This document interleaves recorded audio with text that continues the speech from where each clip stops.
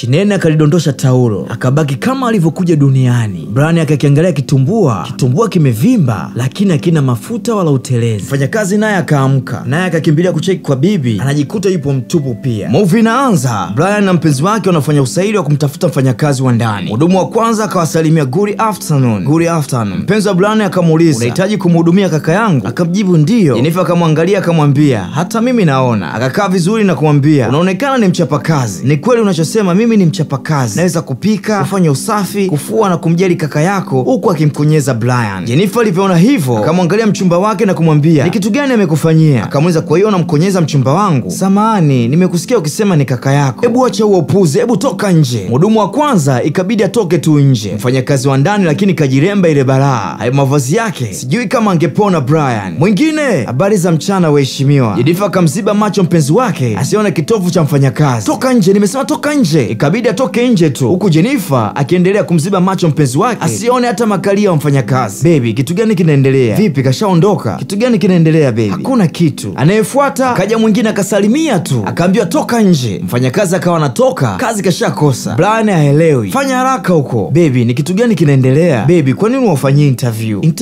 Interview kwa wale wanaonekana kuna kitu wanakitafuta. Ungewapatia nafasi kwanza. Nafasi gani baby? Kwani hujaona walivyo? Mimi natafuta mhudumu na sio kitu kingine. Mwingine akaingia, good afternoon ma. Good afternoon sir. Jennifer akafurahi akamwangalia mpenzi wake. Perfect, umefaulu. Mbona sasa hata hujamsikiliza? Na uhakika naye. Niambie unaitwa nani? Chinene. Okay, lile kule jiko. Hebu nenda katengeneze kitu. Najua utakuwa unaweza kupika, usafi na kila kitu. Ndiyo ma. Chinene akaonyeshwa jiko lilipo. Mchumba wake Brian akamuuliza, unajua sijaelewa ulichokifanya. Hujamuuliza chochote wala uzoefu wake. Najua atakuwa anajua zaidi ya wale. Wewe mcheki tu anavyoonekana. Ulitakiwa, kwa nini una mashaka na huyu na sio wale? Kitu gani kinaendelea? Au ulishawapenda wale? Hapana, niambie kama unawapenda. Brian akawa anajitetea kwamba wako poa tu, ila kuwahoji ni muhimu. Jennifer akamwambia, angalia kalio langu, angalia na ya kwao. Wakiwa mezani wakawa wanaonja chakula cha Chinene. Kila mmoja akawa anakula huku akisikilizia ladha ya chakula. Chinene akawa haelewi kama atapata kazi. Jennifer akamwambia ni kizuri. Akamuuliza na mchumba wake, akamjibu kiko poa. Chinene akapata kazi na kupewa masharti kwamba anatakiwa focus kwenye kazi zake na sio mchumba wake. Chochote atachofanya hakikisha haui karibu na mchumba wangu. Akamwambia, unaona hiki kisu ni kikali sana, ila kinaweza kutumika kwenye mwili wako wote. Umenielewa? Ndiyo ma. Good. Akarudi kwa ndugu yake Ada alipofikia baada ya kutoka kijijini na kumwambia nimepata kazi. Akamuuliza ni familia ya watu wangapi? Akamwambia sio kubwa, ni ya watu wawili tu, mwanaume na mchumba wake. Kweli? Je, ni mzuri? Ndiyo ni mzuri, lakini ana boyfriend. Rafiki yake akamshauri apite naye tu. Jennifer akashuka juu na kumfuata mpenzi yake Brian. Akamuuliza, hivi kwa nini unapoteza muda sana kuangalia mpira? Akamwambia, baby, mpira ndio kitu pekee ninachokipenda. Jennifer akashtuka. Kweli? Ikabidi amfuate mpenzi wake pale alipo ili amuulize vizuri. Kwa hiyo una maana mimi sikupi furaha? Jamani baby, sijamaanisha hivyo. Ulikuwa una maana gani? Akamsogelea na kutaka kumkisi. Akakwepa akamwambia, sikiliza, wewe ndio furaha yangu, amani yangu, mpenzi wangu na dunia yangu. Akamsogelea na kumkisi.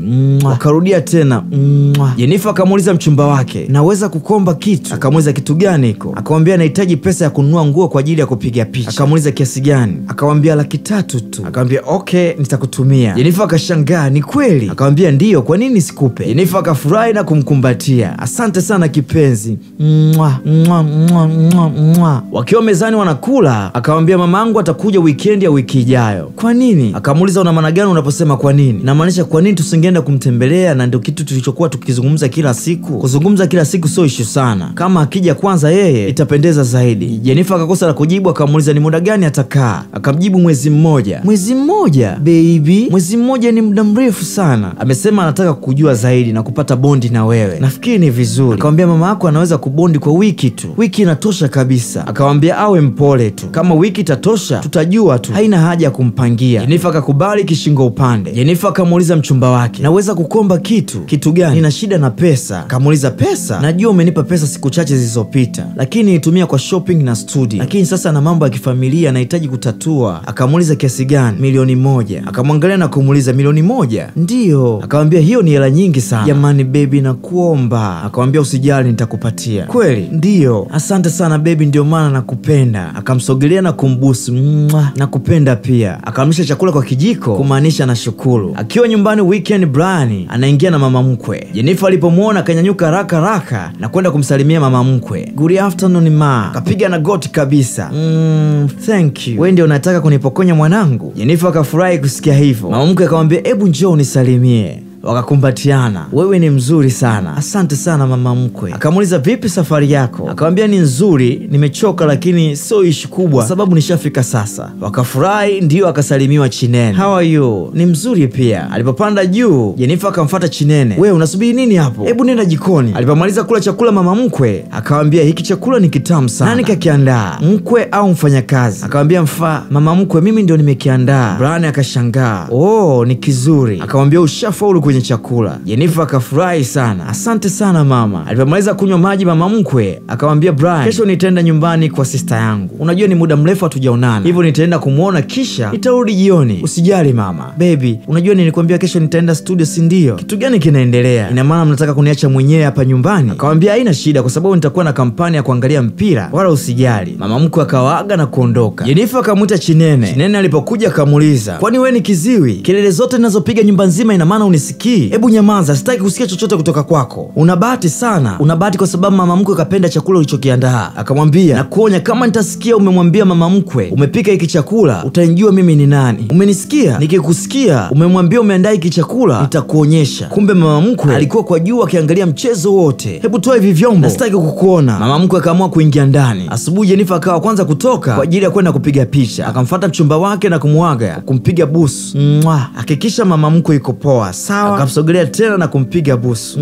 Na kuondoka zake na kumwacha Brian akiwa kwenye tabasamu mwanana. Baada ya kutoka Jenifer, mama mkwe naye akawa anatoka, akamsogelea mwanae na kutaka kumwaga. Akashangaa kumuona na lipstiki kwenye lipsi. Akamwambia, si unajua mkwe wako ananipenda? Mama akamwambia, nikirudi kuna kitu nahitaji kuzungumza na wewe. Mama akambusu kwenye paji la uso mwanae na kuondoka zake. Akawa anamwangalia mama yake kwa furaha, maana mchumba wake kamkisi kwenye lipsi, mama kamkisi kwenye paji la uso. Akamuita Chinene na kumwambia, naomba unipatie glasi ya juisi. Wakati Chinene anaendelea kumletea glasi ya juisi, Brian akapigiwa simu na kuambiwa, maombi yako ya kufanya kazi na biashara ya kampuni kubwa hapa Abuja yamekubaliwa. Brian akawa na furaha ile kinoma noma. Chinene alipoleta juisi akamwambia, no, siwezi kusherehekea kwa glasi ya juisi, hebu niletee glasi ya champagne. Alipoleta akamwambia Chinene leo ana furaha sana kwa sababu ya dili aliloipata lilikuwa ni kubwa sana kwake, ni kama ushindi. Walikuwa wengi na yeye peke yake ndio aliyefanikiwa. Alipofungua champagne, Chinene akashtuka, akamwambia relax, kachukue glasi na wewe ufurahie. Akamwambia, mkuu, mimi huwa situmiagi pombe. Jamani Chinene, hujasikia nimekuambia hili dili ni kubwa sana, natakiwa nifurahie, lakini sio peke yangu. Ujue nini, nitakuongeza mshahara. Chinene kusikia hivyo akafurahi sana. Haya, nenda kachukue glasi. Chinene akaenda haraka kuchukua glasi. Wakawa wanakunywa mwendo wa mvinyo tu, wakajikuta wanalewa sana, wanaenjoy tu kama sio mtu na bosi wake. Brian alipomaliza pombe yake kwenye glasi akamwambia, sasa twende juu tukapumzike. Kwa kuwa Chinene alikuwa amelewa, ikabidi akubali tu. Wakawa wanakokotana kwenda juu kupumzika. Chinene anayumba tu, lakini mwisho wa siku wanafanikiwa kufika juu. Baada ya vita vya majimaji na mapumziko ya muda mrefu kidogo, Mwamba anaamka akicheki mkono, anastuka na kugundua amelala na mfanyakazi. Akijicheki kwa babu, yupo mtupu. Mfanyakazi naye akaamka, naye akakimbilia kucheki kwa bibi, anajikuta yupo mtupu pia. Brian ikabidi amwambie samani kwa nilichokufanyia, ni makosa yangu. Hapana, sio makosa yako, tulikuwa tumelewa, na kuomba ni makosa yangu, nilikuforce unywe pombe, kwa hiyo naomba unisamehe. Hapana, usiseme hivyo. Brian akamwambia, hebu naomba uondoke. Ikabidi Chinene avae nguo zake na kutaka kuondoka. Brian akamwambia, nimekufuta kazi. Chinene akashangaa kwa nini anafutwa kazi. Akamwambia, nitakulipa miezi yako 3. Chinene akawa anaomba asifutwe kazi. Brian akasema, basi sawa, nitakulipa ya mwaka mzima. Akajaribu kumbembeleza asifutwe kazi, lakini Chinene akafutwa kazi.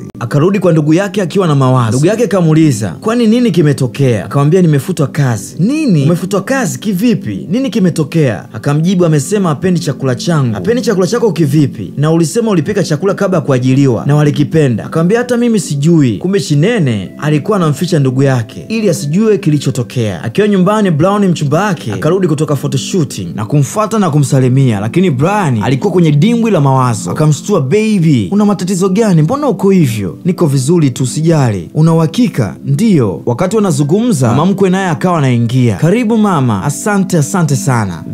Vipi mama, familia dada yako inaendeleaje? Inaendelea vizuri, ila aliniuliza lini utaoa. Wakafurahi, wakawa hawana jibu. Mama akaamua kuingia ndani. Jenifer akarudi na kumuuliza Brian, je, umemwona Chinene popote? Akashindwa kumjibu. Akamuuliza, je, umemtuma popote Chinene? Ameacha kazi. Ameacha kazi? Akamuuliza kwa nini? Akamwambia hajasema sababu. Kwa nini ukumuuliza sasa? Akakosa jibu. Ungejaribu kumzuia hata kwa kumongezea mshahara. Baby, nijibu. Sikiliza, ameondoka, kashaondoka. Kwani mimi ni jukumu langu kumzuia? Jamani baby, okay fine. Lini sasa tutapata mfanyakazi mwingine? Sijui na sidhani kama tunahitaji. tutakwenda kuaibika. Bibi, unajua kabisa siwezi kupika. Wakawa wanaangalia kwa juu asije mama mkwe akawa anawasikia. Akamwambia, bebi, hujanitendea haki. Sijui Jennifer alienda kupika nini huko jikoni. Wakati Brian anaenda juu kupumzika, mamake akamwambia, subiri kwanza. Akamuuliza, una uhakika huyo ndio aina mwanamke uliyepanga kuishi naye maisha yako yote? Akamjibu, ndiyo, kwani kuna tatizo? Mama akamwambia, hivi unajua unatakiwa kuwa na amani ya moyo na sio vinginevyo. Akamwambia, naelewa, usijali jua hiyo, na kumbusu mama yake.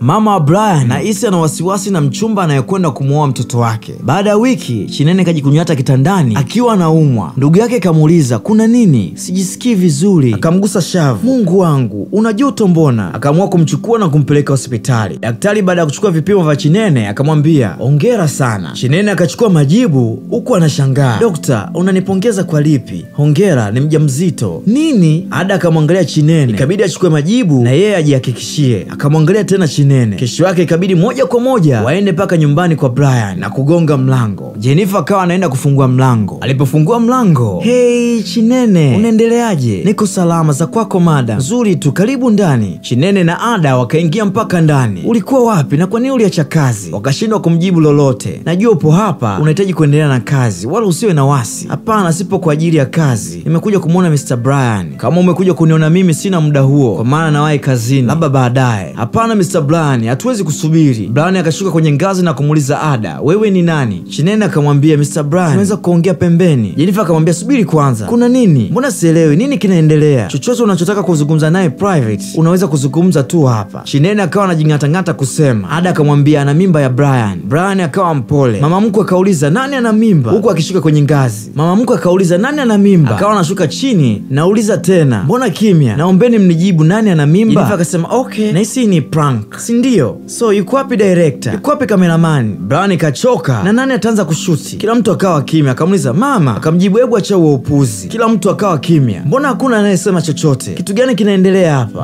Brian akamwangalia usoni, akimaanisha ni kweli amefanya utoporo. Je, ni kweli ni mimba yako? Akamwambia, baby, ni bahati mbaya tu. Akamtia kofi. Usijaribu kuniambia huo ujinga, we ni mnyama, na kuondoka zake. Akampushi Chinene. Baby, mama akamwambia, hebu rudi hapa. Brian akakasirika, akamwangalia Ada na Chinene na kurudi kumsikiliza mama yake. Hebu acha huo upuzi. Brian akarudi alipokaa, huku akimpiga jicho Chinene kwa kumpeperushia kipenzi chake. Brian akamwambia, kama unadhani hiyo mimba ni kigezo cha kuwa na mimi, unajidanganya, na kama sitakubali iko kiumbe. Nini? Wakashangaa. Huyo ni mjukuu wangu wa kwanza unayemzungumzia. Mama, hebu usifike mbali, ujui chochote. Sijui huyu ni mjukuu wangu na wewe ni mwanangu. Sasa nawezaje kuwatenganisha? Brian akachoka, wakawa wanaangaliana tu. Mama akawa anatikisa kichwa kumaanisha amemkubali mkwe. Brian akamwambia, sawa, tutaenda kupima kwanza kujua kama kweli ana mimba, kisha DNA kujihakikishia, na kama mtoto atakuwa wangu nitamchukua akishazaliwa. Nini? Mbona sijakuelewa? Vipi kuhusu ndugu yangu? Kwa hiyo yeye itakuwaje? Hilo sio jukumu langu. No, siwezi kulikubali hilo. Unatakiwa uhudumie mama na mtoto. Siwezi. Uwezi kweli? Akamwambia, inawezaje kumchukua mtoto alafu ukamtelekeza mama yake? Mama, huyo anihusu kweli?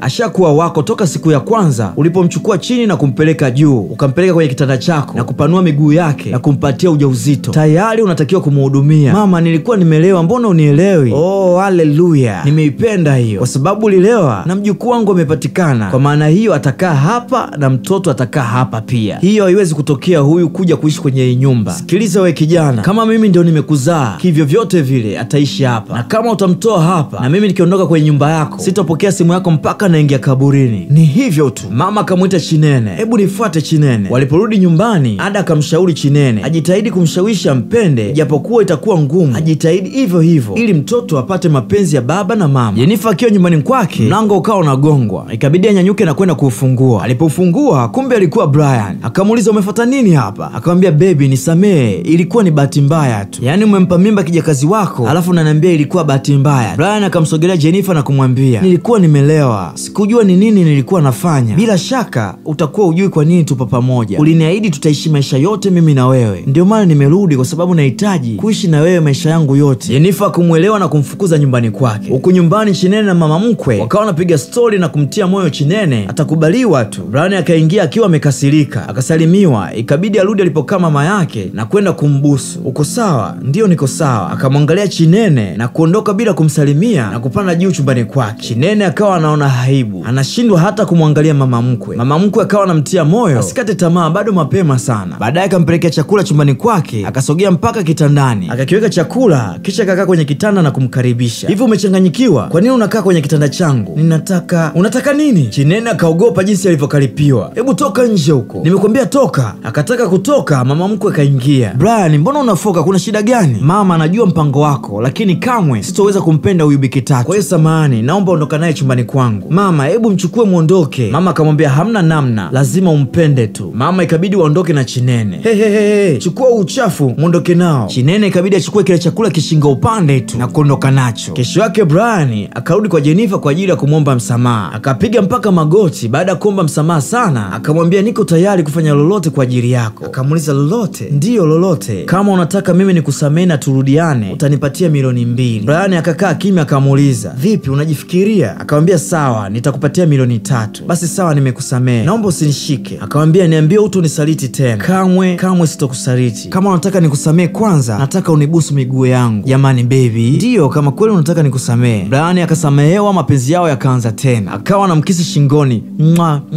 Huku nyumbani Chinene anamwambia Ada kwenye simu, sidhani kama ataweza kunipenda kwa maana ananichukia sana. Ada akamwambia jaribu kumshawishi kwa namna yoyote ile. Baadaye Chinene akamwaga mama mkwe kwamba anatoka tauli muda sio mrefu. Mama mkwe akamwambia hakikisha unarudi mapema kabla Brian hajarudi ili uweze kumwandalia chakula chake. Chinene akaondoka, kumbe alienda kujipara ili aonekane kama mwanamke wa mjini na sio wa kijijini. Mama, anaonekanaje? Oh my goodness, hebu njoo huku nikuone vizuri. Chinene akasogea taratibu. Mama mkwe akashangaa, wow, kumbe mlembo kama malaika. Asante mama, natamani mwanangu arudi mapema, akikuona na mimi natapagawa na wewe. Sawa mama, ngoja nikaandae dina. No, kwa sababu sitaki uharibu makeup yako. Chinene akamshukuru mama mkwe kwa kumsaidia kuandaa chakula. Haina haja kunishukuru, nafanya kwa ajili ya mwanangu. Wakati wanaendelea kuzungumza, mara Brian akawa anaingia. Akamwangalia Chinene kisha akamwangalia mama yake na kuwasalimia. Mama akamuita Brian, akageuka akamwambia hebu muangalie Chinene, unamwonaje? Akamwangalia Chinene. Chinene akawa anasubiria jibu la Brian, akamwangalia juu mpaka chini na kuondoka zake bila kusema chochote. Chinene tabasamu lake likakatika kinyonge. Aamini kama Brian anamdharau kiasi hicho. Mama anamuita Brian, lakini Brian kauchubua tu. Baada ya mwezi kuisha, mama yake Brian akawa anaondoka. Chinene akamwambia nitakumisi sana mama. Usijali kipenzi. Lini utakuja tena mama? Siwezi kuambia lini nitarudi tena, ila amini muda sio mrefu nitarudi. Sawa mama, naomba unisaidie kujijali mwenyewe na mwanangu. Sawa. Kwa upendo kwa pamoja wakakumbatiana. Brian akamwambia mama, tunapaswa kuondoka sasa, utaachwa na ndege. Mama akaondoka akimwacha Chinene akitabasamu, maana alimzoea, maana yeye ndiye aliyekuwa anampa faraja kwenye nyumba. Alipotoka kumsindikiza mama yake, akapita kwa mchumba wake Jennifer. Jenny akamwambia kama unataka kuishi na mimi, siwezi kuishi nyumba moja na yule mfanyakazi. Brian akamwambia natamani tungeenda kuishi pamoja na mama yangu. Akamwambia nyanya. Kwani yeye nani? Hivi wewe ni mtoto wa mama? Mara simu ya Jennifer ikaita. Alipoichukua na kuiangalia, akaiminya sauti na kuiweka pembeni. Akamwambia mimi sio mtoto wa mama, ila tulisota sana mimi na mama mzee alipofariki. Anapenda kuwa karibu na mimi. Nadhani sio jambo baya. Basi sawa, lakini naomba nikombe kitu. Kitu gani iko? Na shida na pesa. Akamwangalia, pesa tena? Una maana gani kusema tena? Au unahesabu kila unaponipa pesa? Nimekutumia pesa siku 2 zilizopita. Ndiyo, siku 2 zimepita, lakini sasa nahitaji ni solve shida za nyumbani kwetu. Brian akachoka, akamuuliza kiasi gani? Akamwambia milioni 1.5 tu. Jamani baby, akambusu. Maana simu ya Jennifer ikaita. Jennifer akaiangalia, akamuuliza huyo ni nani? So kitu hana umuhimu baby, so turudi kwenye issue yetu. Brian akasema okay, nitakutumia. Akambusu, I love you. Tena asante kipenzi. Akambusu, I love you. Tena asante kipenzi. Tena asante kwa kunisikiliza. Tena asante. Huku nyumbani Chinene anamwambia Ada, nahisi hajavutiwa na mimi. Nimejaribu kila njia, lakini ndio ananichukia kabisa. Ada akamwambia nina wazo, ukilifanya nitakusaidia. Aliporudi nyumbani, Chinene akashuka mpaka sebuleni na kukaa mbele yake na kumsalimia, good morning sir. Brian akafanya kama hajamsikia vile. Chinene akajisogeza na kusogea amuone vizuri. Karibu mkuu. Brian akaona Chinene anamziba anachoangalia kwenye TV. Akanyanyuka na kwenda kukaa kwenye sofa jingine. Chinene akajiweka sawa na kumfuata Brian alipokaa. Akamsogelea mpaka kwenye mguu wake na kumkalia. Saa Brian akampushi huko na kunyanyuka na kurudi kukaa kwenye sofa alilokuwa amekaa mwanzo. Chinene akabaki ameduaa. Chinene sijui anataka nini kwa Brian, maana mwamba anamkataa lakini yeye anang'ang'ania tu. Chinene akanyanyuka na kumfuata tena alipo na kumshika maeneo ya shingoni na mabegani. Unaonekana umechoka, ngoja nikufanyie massage. Sikiliza, nitakupiga kofi, tena bonge la kofi. Brian akanyanyuka akafunga na kuondoka na kumwacha Chinene aelewi, sijui mimba inamsumbua au kitu gani anakitafuta, hata mimi sielewi. Kwani wewe mtazamaji unaelewa? Baadaye Brian akiwa chumbani, Chinene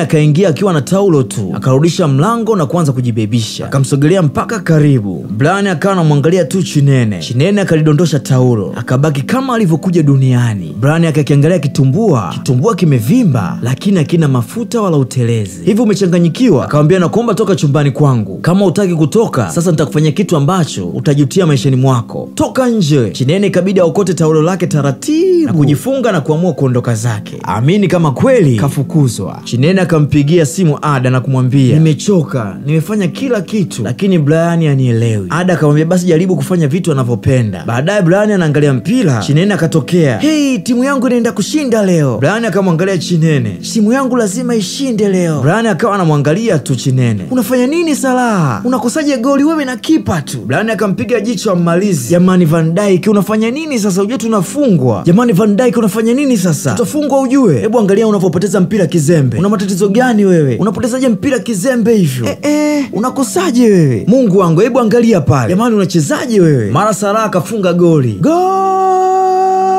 Wakataka kukumbatiana. Brian akajistukia. Chinene akawa anashangilia tutazani na yeye ni mpenzi wa mpira. Kumbe si lolote si chochote. Baada ya kumteka Brian, Chinene akasogea kwenye sofa na kukaa pamoja. Nilikwambia Salah ni baraa. Salah lazima ashinde. Mpira ukawaleta pamoja Brian na Chinene. Baada ya mpira kuisha, Brian akaondoka. Chinene akafurahi kwa mara ya kwanza. Akaona tabasamu la furaha la Brian katika nyumba wanaoishi pamoja. Akaamua kumpigia simu mama mkwe na kumpa taarifa kuwa kwa mara ya kwanza wameweza kukaa pamoja na Brian na kufurahi pamoja. Wikendi inayofuata wakawa wanaangalia mpira pamoja. Chinene anafurahi kuwa karibu na Brian. Akanyanyuka na kwenda jikoni na kwenda kuchukua matunda na kumpatia sahani moja Brian. Wakawa wanaangalia mpira. Ujue sijapenda kikosi kilivyopangwa. Hata mimi nilikuwa nazungumzia hivyo hivyo kabla hujaje. Chinene akamwambia Brian, samahani natoka kidogo nitarudi. Sawa. Kumbe Chinene alikwenda kuvaa jezi ya Liverpool. Jezi ambayo Brian anaipenda ile kinoma noma na kumletea na yeye jezi kama zawadi. Nimenunua kwa ajili yako. Brian akaichukua na kumwambia asante. Akaifungua jezi na kumwambia nashukuru sana. Akaiweka kwenye begi. Akamwambia ungeivaa tu. Brian akataka kuivaa. Chinene akanyanyuka na kwenda kumsaidia kuvua koti. Itabidi niivae kwa juu. Usijali, unaweza kuvaa tu. Baada ya kuvaa mambo yakawa mengi. Wakawa na fly, wanaenjoy kwa pamoja. Mara go! Wakakumbatiana, jamani tumeshinda. Chinene akamkumbatia Brian huku akiwa na furaha. Chinene akamkumbatia Brian huku anafurahia kwa mara ya kwanza, analalia kifua cha Brian. Brian naye akamshika kichwa Chinene. Chinene akazidi kumkumbatia maana alichokitaka anaona kinakaribia kutimia. Baada ya muda mambo yakawa mengi. Brian akamwomba msamaha Chinene kwa alivyokuwa anamtendea siku zote toka aingie katika nyumba hiyo na kumwomba waanze ukurasa mpya wa maisha ya furaha na upendo ndani ya nyumba. Chinene akamkumbatia na kuanza ukurasa mpya wa mapenzi. Wakasema hagi halitoshi, lips pia zinahitaji ziwe zimeloa. Wakawa wanasogeleana. Mapenzi yakakolea kati ya Brian na Chinene. Ni mwendo wa kukumbatiana tu. Jennifer akampigia simu Brian na kumtaka waonane maana na shida naye. Brian alipofika akaulizwa kwa nini anamkwepa kila akimwomba waonane. Akamjibu kwa sasa yuko bize. Akamwambia niambie ulichoniitia. Akamwambia na shida na pesa. Brian akasikitika. Kwa nini unasikitika? Siku zote unaniomba pesa tu. Kama nisipokuomba pesa nani unadhani nitamuomba? Na sio hela nyingi sana, ni 500 tu. Akamwambia sawa nitakupatia. Jennifer akataka kumbusu, akamsogeza na kumwambia nawahi kazini. Una hakika unaenda kazini au unamuwahi yule malaya nyumbani kwako? Brian akumjibu chochote na kuamua kuondoka zake. Brian akamtoa dina Chinene ili na yeye enjoy, asiwe mtu wa kukaa tu ndani. Wakati Brian kwa sasa kashamuelewa na mapenzi yameshika kasi. Akamsogelea karibu na kumbusu na kumwambia nakupenda. Akamjibu nakupenda pia. Wakanywa maji ya baraka tena. Brian akamuuliza vipi mtoto anaendeleaje? Akamjibu yuko salama kwa sasa kwa sababu upo karibu. Wakapanda juu kwa ajili ya kupigana vita vya majimaji. Brian akamfuata Jennifer na kutaka waachane maana kila wakikutana na Jenny yeye ni kuomba hela tu. Akataka kumwambia mara simu yake ikaita. Akaichukua na kuiweka silence. Samahani kwa hilo, ulikuwa unasemaje? Akamwambia nafikiri tuachane kuonana. Ina maana gani unaposema inabidi tusiwe tunaonana? Mbona sikuelewi? Ninaishi na Chinene kwa hiyo tuachane. Jennifer akashangaa. Unataka kuachana na mimi kwa sababu ya ule uchafu? Yule sio uchafu, jina lake ni Chinene. Kwa sababu ebe kitatu ndio unataka tuachane? Kwani umepata alipatwa na nini? Mlango ukagongwa. Wewe nani? Jennifer akaenda kufungua mlango. Jamani mama! Kumbe Jennifer ana watoto 3 na mume ndio kaja kumtembelea. Jennifer alikuwa anamtumia Brian kumchuna tu ili afanikishe mambo yake na mpenzi wake. Na huo ndio mwisho wa hii movie, inaitwa Virgin Maid. Ukihitaji full kwa lugha ya Kiingereza nimekuwekea linki kwenye description. Ila usisahau kusubscribe, like, kushare na comment channel yetu ya African Freaks. Pia TikTok tunapatikana kwa jina la African Freaks _recap.